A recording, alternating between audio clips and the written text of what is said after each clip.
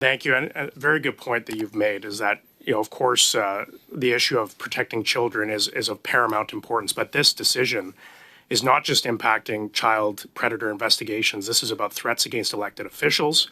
In the case of Bayevitz itself is about a case of fraud involving stolen credit cards. This is a groundbreaking decision. And I must say it was not a clear majority, like it was a majority of the Supreme Court, but it was a 5-4 decision.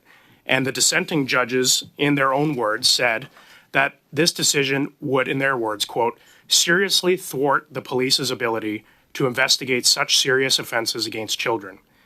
They also said later down that it would exacerbate the existing challenges faced by the criminal justice system.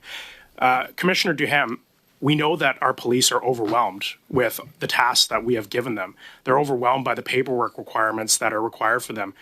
Can you tell us what the impact is of having to get search warrants every time they get an IP address, say, from the FBI? Because we know that it's our international allies who are providing us with this information.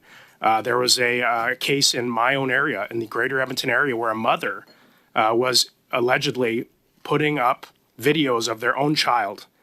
And it was because of a conviction and investigation in California that led to the procurement of those IP addresses, which were given to our integrated child exploitation units, which allowed them to rescue that child from that situation. Wow. And under this decision, those IP addresses would arguably be inadmissible in a case. This is a devastating blow for child protection in our country. Because of the lack of warrant? warrant? Can you tell us what these paperwork requirements, these new administrative requirements, are going to do to investigations? Thank you.